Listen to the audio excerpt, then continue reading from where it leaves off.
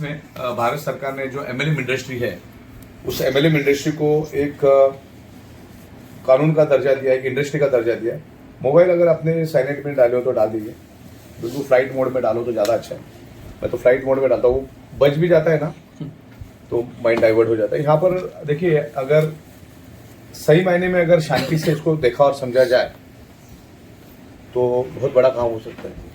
तो बेसिकली क्या होता है, आपने ये कंसेप्ट को पूरे हिंदुस्तान से बहुत अच्छा रिस्पांस मिला है और एज ए करियर समझ के हम करेंगे। अभी मैं परसों ठाणा में था, तकरीबन 2000 से भी ज़्यादा लोग वहाँ पर आए थे। इवन आप खुद थे कितनी ज़बरदस्त भीड़ थी, 400-500 लोग तो खड़े थे, इतना ज़बरदस्त। और देखो वो भी कहाँ की पब्लिक है मालूम? मुंबई की पब्लिक ये दुनिया की सबसे ज़्यादा प्रोफेशनल पब्लिक मालूम है आपको। वो किसी के लिए वक्त नहीं देती। अब इसका जीता जागता उदाहरण है कि 2005 में यहाँ पर बम ब्लास्ट हुआ था ट्रेन के अंदर, लेकिन 5 घंटे के बाद वो ट्रेन चालू हो गई। मतलब 7-8 ट्रेनें फट गई थी, 400-500 लोग। लेकिन यहाँ के लोग इतने प्रोफेशनल हैं कि उनको कोई चीज़ की परवाह नहीं है। तो मुंबई जैसे लोगों को 1000-2000 लोगों को एक जगह पे इकट्ठा करके 3-3 घंटे तक रोक के रखना, ये अपने आप में चैलेंजिंग बात है। तो इतना जबरदस्त रिस्पांस पूरे हिंदुस्तान से मिल रहा है और इसको हम लोग पूरे वर्ल्ड वाइड लेके जाने का प्लानिंग कर रहे हैं। तो उस लेवल पे मेरा सॉफ्टवेयर का काम चालू है।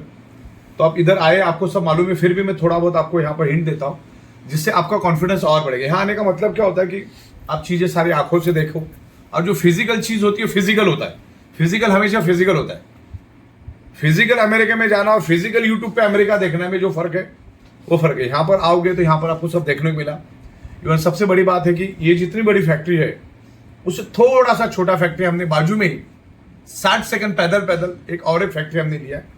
और अभी यहाँ पर भी 12-12 घंटे के 2 शिफ्ट, वहाँ पर भी 12-12 घंटे के 2 शिफ्ट हम चालू करेंगे। इवन आने वाले दिनों में अप्रैल मई के बाद ऐसी 10-12 फैक्ट्रियाँ एक में बैठ जाएगी। इतनी बड़ी फैक्ट्री भी हम लोग बहुत जल्द हम लोग ले रहे हैं। ओके, तो इसको हम लोग वर्ल्ड वाइड लेके जा रहे हैं और कंपनी भी बहुत अच्छी तरह से ग्रो कर रही है। जिग्नेश पटेल साहब तो हमारे साथ सालों से हैं, मतलब 1.5 साल हो गए, 2 साल हो गए, 2 साल हो गए। पुरानी फैक्ट्री से आप भी पुराने फैक्ट्री से है। मतलब कंपनी की ग्रोथ इन्होंने आंखों से देखी है और इनकी प्रोग्रेस की जो लेवल पे इन्होंने प्रोग्रेस किया उसका कारण ये है कि उन्होंने टिक के काम किया, डेडिकेशन के साथ काम किया। डेडिकेशन के साथ उन्होंने काम किया, तो अपने को भी यहाँ डेडिकेशन करना है।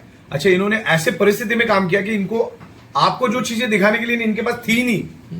इतनी बड़ी ऑफिस, अभी ई ऑडिटोरियम एक ब्रांड बन चुका है, उस टाइम नहीं था। ई ऑडिटोरियम किसी को मालूम नहीं, वैसे तो आज के दिन में भी मालूम नहीं है। ये अपने लिए प्लस पॉइंट है क्योंकि मार्केट खाली है। इसलिए मैं कहता हूँ कि समंदर में से एक बकेट भी निकली नहीं।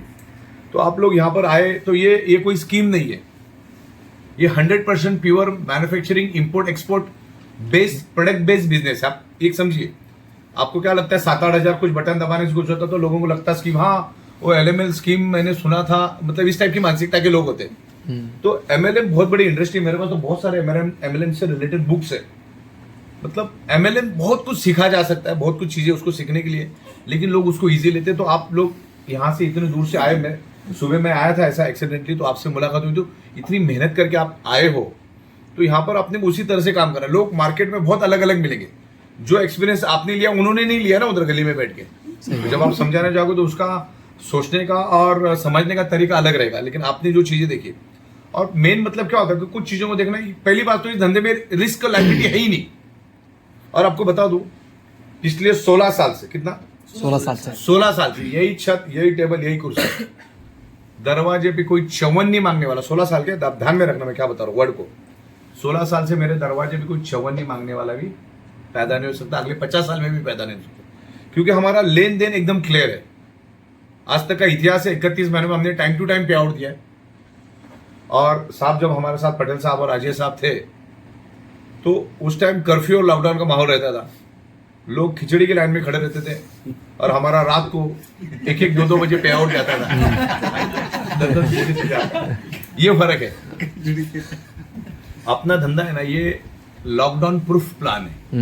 कल भी लॉकडाउन लग गया ना, अभी 2 घंटे के बाद भी लग गया तो अपने को टेंशन नहीं, क्योंकि वो नेटवर्क अपन ने खड़ा कर दिया। तो आपको ये लॉकडाउन प्रूफ के हिसाब से चलना, कौन सा वायरस कब आएगा मालूम नहीं है, तो ये बिछा के रखो। ट्रेडिशनल वालों को सबको, जब से लॉकडाउन लगा ना, मैंने एक हाथ दूसरी फिल्म छोड़ी ना, कोई फिल्म आई नहीं थिएटर पे आज तक। फिल्म इंडस्ट्री सबसे ज्यादा इफेक्ट कर ली। बिल्कुल सर। और मुंबई में सबसे, अगर मुंबई का ग्लैमर पूरी दुनिया में तो फिल्म इंडस्ट्री के कारण है। ऐसे बहुत सारे बिजनेस है जो एकदम कमर टूट गई उनकी। अगर खुदा ना खास्ता अगले 20 दिन 25 दिन में अगर लॉकडाउन लग जाता है, मान के चलो 2-3 महीने के बाद, तो भी अच्छे अच्छों की कमर टूट जाएगी। अच्छे लोग बेरोजगार हो जाएंगे, लोग डर में आ जाएंगे, और ट्रेडिशनल धंधे से लोगों को विश्वास टूट जाएगा, क्योंकि लोगों को नौकरियों से निकाल दिया जाएगा। 1-2 महीना भी आता है तो उसका इम्पैक्ट बहुत जबरदस्त हो जाता है। तो अपने धंधे में लॉकडाउन का, कर्फ्यू का, चवन्नी का फर्क नहीं पड़ता है, अगर अपनी अच्छी टीम खड़ी की हो तो। ये धंधा टीम डेवलपमेंट और लीडरशिप का धंधा है, ये कोई सर के ऊपर सामान उठा के बेचने वाला बिजनेस नहीं है। और 31 महीना हो चुका है, तो अभी ये किंतु परंतु, शक, डाउट, चलेगा कि नहीं चलेगा, ये सारे मामले खत्म हो चुके, और कोई बड़ी बड़ी बातें नहीं है यहाँ पर, सारी चीजें प्रैक्टिकल है। हमने 31 महीनों में टाइम टू टाइम 5-6 बार पेमेंट दिए तो दिए। मैं हजारों लोगों के बीच में से जाता हूँ, 2-2 हजार लोगों के क्राउड में से जाता हूँ, उस क्राउड में से बाहर आने में मेरे को 20 मिनट लगता है। वो वैसा ही बंदा जा सकता है जिसकी नीयत क्लियर है, और आगे भी उसको नीयत क्लियर रखना है। अच्छा, मैं मेरा प्रॉफिट लेके चल रहा हूँ, ऐसा नहीं कि मैं कोई चैरिटेबल ट्रस्ट नहीं चला रहा हूँ, मैं भी मेरा 8-10% प्रॉफिट लेके ही चल रहा हूँ। मैं मेरे लिए धंधा करो, आप अपने लिए करो, तो अपने को धंधा समझ के करना है। जब इसको आप बिजनेस समझ के करोगे ना तो काम होगा। अभी बिजनेस कैसा है मालूम है, लीडरशिप और टीम डेवलपमेंट, बाकी कोई नहीं, बाकी तो सब हम संभाल है ना। Accounting, banking, manufacturing, import export, labour, झमेले, बहुत सारी चीजें होती है। ये सब 40 चीजों से मिलके एक बनता है। तो सबसे पहले आप जिस कंपनी के साथ जुड़े हैं, इसमें 1000 बात की एक बात बताओ, आपका प्रोडक्ट कितना भी अच्छा होने दो, आपके पे आउट कितने भी अच्छे होने दो, आपका इंफ्रास्ट्रक्चर कितना भी अच्छा होने दो, फाइनेंशियली कितने भी स्ट्रांग हो, चलाने वाले में अगर दम नहीं है तो यू आर जीरो, कंपनी भी जीरो। अभी मान के चलो, जिग्नेश पटेल नाम का एक बंदा है जो बड़ौदा में बहुत बड़ा बिल्डर है, बिल्डर है, उसके लाइन के बिल्डर है, वो एमएलएम की किसी काम के नहीं है। उनको एमएलएम का इमोशन मालूम नहीं, एमएलएम का सॉफ्टवेयर मालूम नहीं है, एमएलएम चलता है कैसा वो उनको मालूम नहीं है।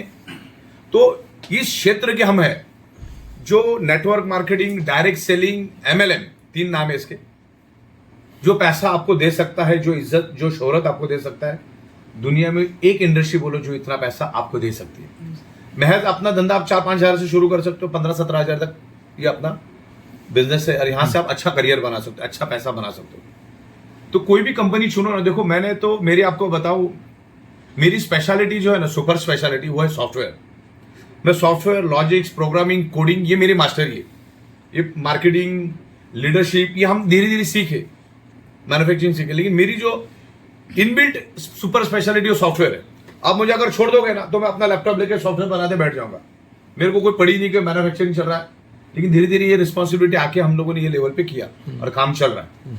अब नेक्स्ट टाइम आओगे तो आपको बड़ी वाली फैक्ट्री देखने को मिल जाएगी, दादर की ऑफिस देखने। दादर की तो ऐसी जबरदस्त ऑफिस है कि पूरे एमएलएम इंडस्ट्री में जो आज 10-10 हजार करोड़ की कंपनी है ना, वो भी वो ऑफिस लेने के लिए 10 बार सोचेंगे, 10 बार।